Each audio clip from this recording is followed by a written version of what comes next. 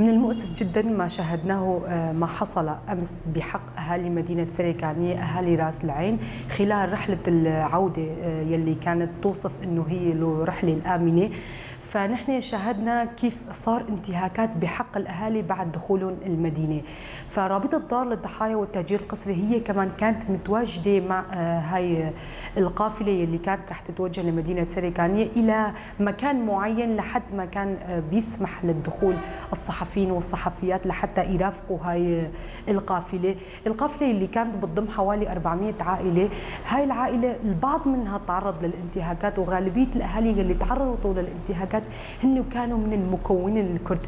فشفنا كيف الأهالي وقت دخولهم للمدينة شفنا بعض الأشخاص اللي هن تعرضوا لهدول الأشخاص وقاموا بالانتهاكات بحق هدول الأهالي. هذا ما بيوصف أنه هو جريمة بحق الإنسانية، أنه نحن نمنع أي حدا هو كان مهجر سابقا لحتى هو يرجع لموطنه الأصلي، لبيته، لمكانه الأصلي، لموطنه يلي هو ولد فيه. رابطة دار للضحايا والتهجير القسري كمان هي ناشدت لحتى يكون في ضمان العودة الأمنية والقانونية، بالإضافة لتنظيم عودة جماعية ومنسقة بإشراف مجتمعي ومدني، بالإضافة لتشكيل اللجان القانونية لتوثيق الملكيات ومعالجة النزاعات، مع توفير الحماية للعائدين ومنع أي ممارسات انتقامية أو تمييزية بحقهم.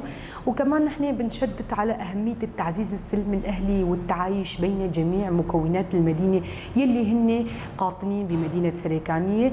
وكمان نحن بنوجه مناشدة كمان الحكومة السورية أو أي جهة معنية بهذا الملف للتسهيلات اللازمة للعودة وتأمين وسائل النقل والحماية لحتى هن يهيئوا البيئة الآمنة من خلال إخراج التشكيلات العسكرية اللي هي متواجدة بالمدينة أو الأشخاص اللي هن قاموا بهدول الانتهاكات، ومحاسبة هدول الأشخاص اللي هن قاموا بالاعتداء على المدنيين اللي هن رجعوا لديارهم. فمن هون نحن كمان بنتمنى العودة الطوعية الآمنة لهدول الأشخاص كمان، بالإضافة للنقطة الأهم هي استرداد الحقوق والمصالح المجتمعية. وكمان النقطة الأساسية هي استرجاع الملكيات الأساسية لأهالي المدينة، بحكم أنه في كتير من الأهالي لحد الآن الممتلكات الخاصة لهم هن في بعض الأشخاص اللي هن خارج المنطقة ساكنين بمناطقهم. نحن برابطة دار للضحايا والتهجير القسري بالتنسيق مع شبكة آسو الإخبارية نحن طلعنا ببيان ناشدنا فيه، من خلالها نحن ذكرنا الإفادات والشهادات والمتابعات المستمرة لأوضاع المهجرين قسرا من مناطقهم.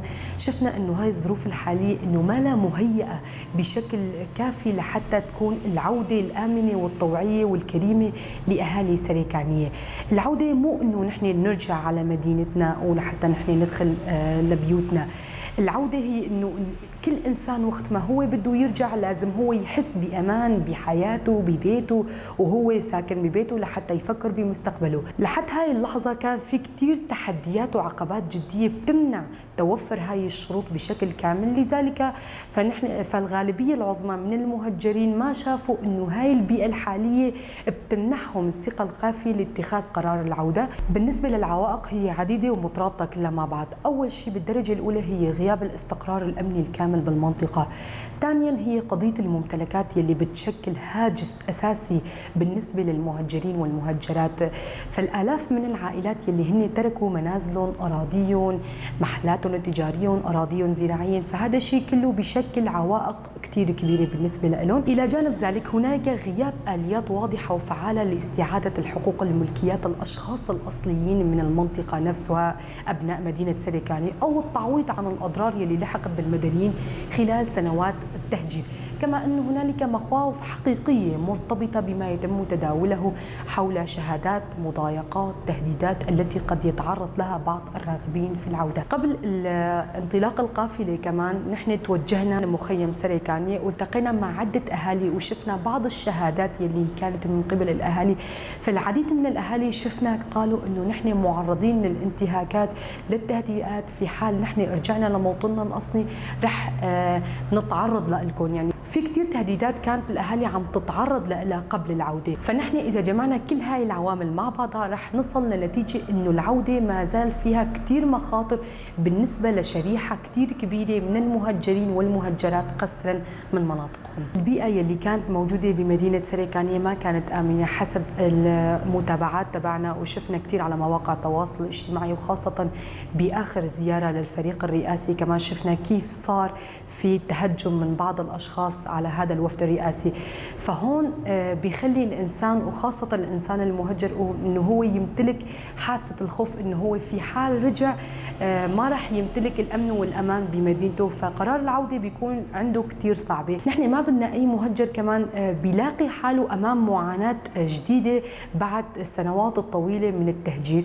لذلك فإن مصير العائدين رح يضل محل قلق إذا ما بتتوفر الضمانات الحقيقية والملموسة على الأرض، وليس مجرد تعهدات عامة. يعني نحن بدنا شيء يكون ملموس على أرض الواقع. الهدف مو بس إنه نحن بيرجع بعض من الأشخاص، الهدف هو ضمان قدرتهم على البقاء والاستقرار وممارسة حياتهم الطبيعية بكرامة واستقرار. نحن بنطالب إنه هاي قضية تكون بعيدة كل البعد عن القضايا السياسية أو القضايا التفاوضية، لأنه هاي القضية هي جوهرية، هي قضية حقوق الإنسان قبل ما تكون أي قضية سواء سياسية أو تفاوضية. هون نحن عم نتحدث عن آلاف المدنيين يلي فقدوا منازلهم، يلي فقدوا أراضيهم، ممتلكاتهم، وخسروا سنوات من حياتهم بسبب التهجير القسري.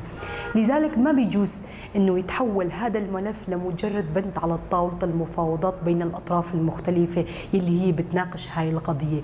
فأي ترتيبات سياسية أو إدارية يجب أن تطلق من حقوق الضحايا ومصالحهم وليس العكس، ومن غير مقبول أن يتم اتخاذ قرارات تتعلق بمستقبل المدينة دون إشراك المهجرين والمهجرات أنفسهم أو ضمان حقوقهم في العودة والتعويض وجبر الضرر والعدالة. نحن بننتظر أي خطوة من شأنها هي بتعزز الاستقرار وتنهي حالة الانقسام، باعتبارها هاي الخطوة يمكن أنه تكون خطوة إيجابية لحتى هي تهيئ الظروف المناسبة للحل. نحن برابطة الظهر للضحايا والتهجير القسري أيضا موقفنا كان واضح، هي وأن الحقوق المهجرين يجب أن لا تصبح ضحية لأي تفاهمات أو ترتيبات سياسية.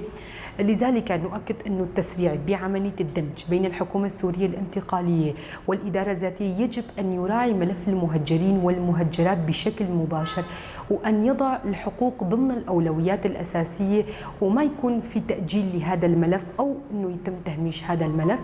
بالنهاية بالنسبة لنا كمان في رابطة الدار للضحايا والتهجير القسري، نجاح أي عملية سياسية هو يقاس بقدرتها على حماية المدنيين وعودة الأملاك والحقوق لأصحابها الأصليين وتحقيق عودة آمنة ومستدامة للمهجرين والمهجرات. من الضروري جدا من الجهات المعنية سواء الإدارة الذاتية سواء الحكومة السورية الانتقالية عدم تسريع في عملية الدمج اللي عم تحصل بالمرحلة الحالية، وبيتم مراعاة ملف المهجرين بشكل مباشر، لأنه هذا الملف في كتير أمور هي عالقة ضمنها، في كتير مخاطر يجب أن تراعى أو تضع في الحسبان، لأنه هذا الملف بيحتاج لوقت طويل لحتى ينحل.